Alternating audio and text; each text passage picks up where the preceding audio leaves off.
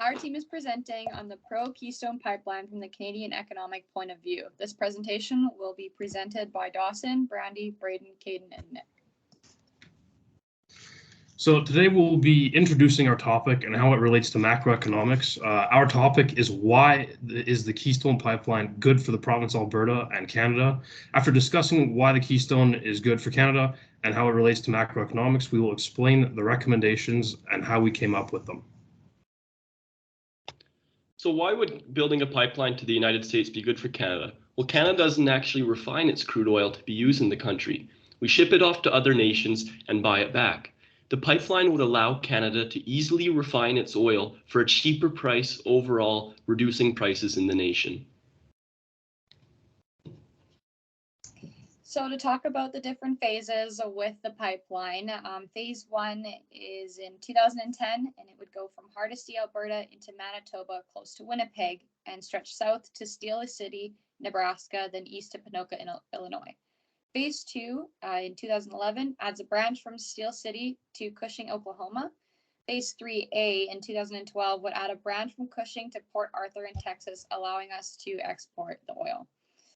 And phase 3B is a small branch in 2016 that branches off the phase 3 branch and goes to Houston, Texas. And the last phase, the larger phase, is phase 4, would be a pipeline straight from Hardisty, Alberta to Steele City, and with an American oil reserve added in Baker, Montana, sorry.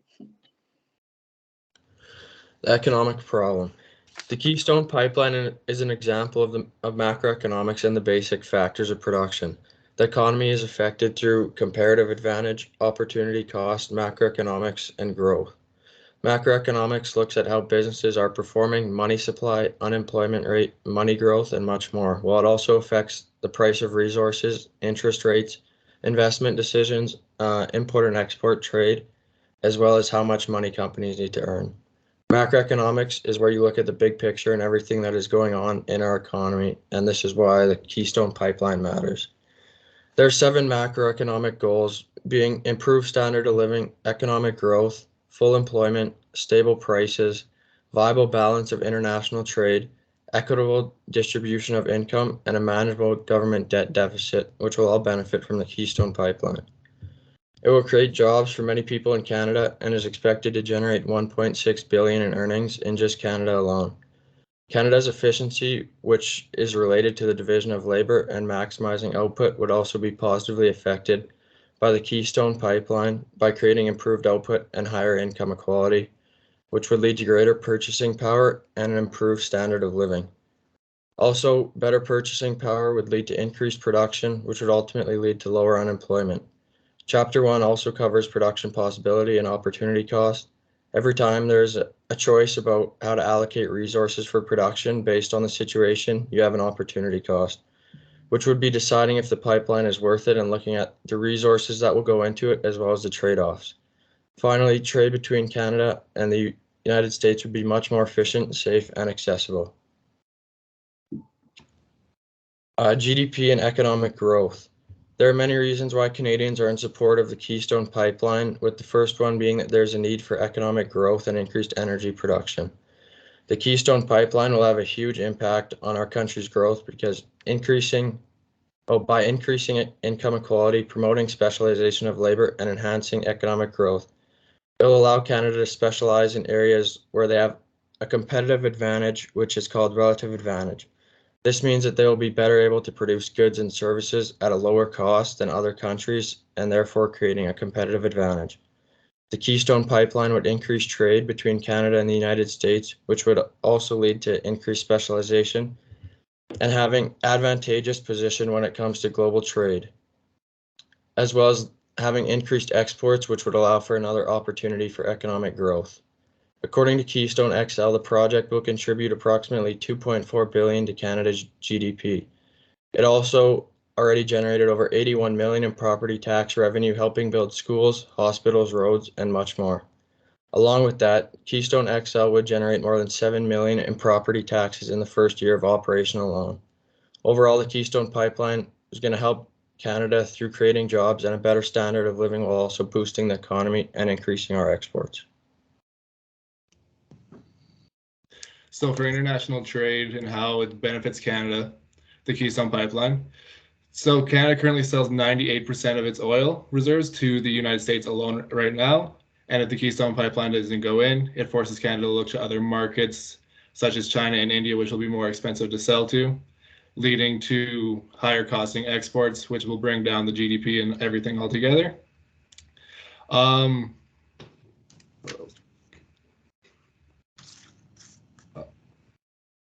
I messed up already. Just keep going. Keep going. Let's keep going. Okay. So, yeah, it will force Canada to look to other markets such as China and India, which are growing markets. So it'll be harder to expand into those as of right now. Next slide.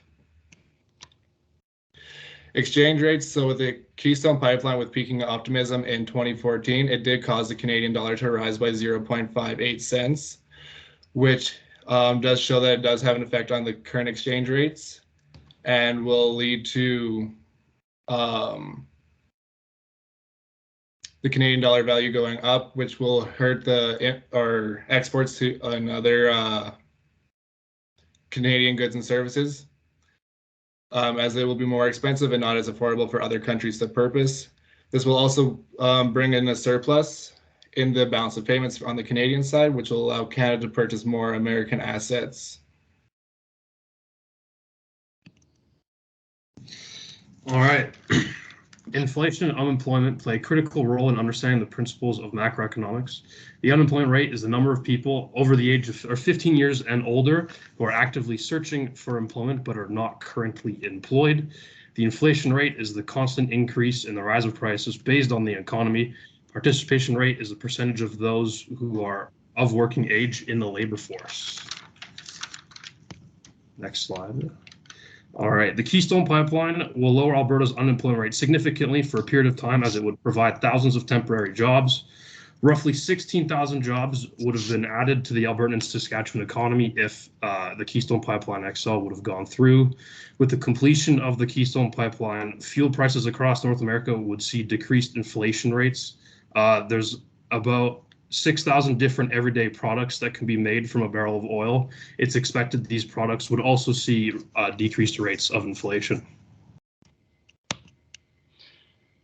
Fiscal policy refers to the methods the government uses to spend money and how it taxes the general population. This involves income tax, GST, corporate tax, and others.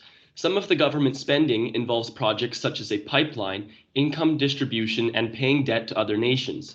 When the economy is either going really fast or slow, it is important for the government to get involved. In this case, the Canadian economy is going very slow, and a method such as building a pipeline can increase the speed of recovery for the economy. Governments often use a method called counter-cyclical fiscal policy to improve the economy. This method involves increasing aggregate demand. By increasing aggregate demand, we can see that the multiplier effect will come into place as more and more people will spend money and money gets passed down and further taxed. What kind of fiscal policy should be implemented by Justin Trudeau and the Liberal government to implement the Keystone Pipeline? Counter-cyclical fiscal policy measures should be put into place. Government needs to go into debt to allow for building the pipeline. Canada should not be concerned about the fiscal year results and look at the entire economic cycle. COVID relief pay should be taxed to take the jingle out of the jeans to help allow for additional government spending, considering that money was often saved instead of spent. Instead of money being saved by the people who don't need the money, workers working on the pipeline should be paid to get that money back into the economy rather than in a savings account. So money and forms of banking have been around for over 5,000 years. There are a few functions of how we use money in today's world. Money can be used as a medium of exchange, a store of value, or a unit of account. There are a few different kinds of money, such as paper money, coins, checks, and commodity money, which can be precious metals like gold and silver.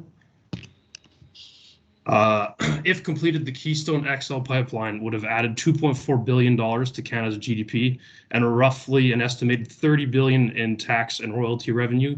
The construction of the pipeline would have brought opportunities for other businesses outside of the energy sector, bringing in more money to the Albertan and Canadian economy. Some of these businesses would have included construction supply stores, gas stations, hotels, grocery stores, among others. The Central Bank of Canada is known as Canada's Bankers Bank, which commercial banks can use for liquidity purposes.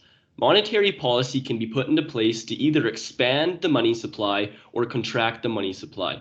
This is important as monetary policy affects the interest rate which applies to getting a loan.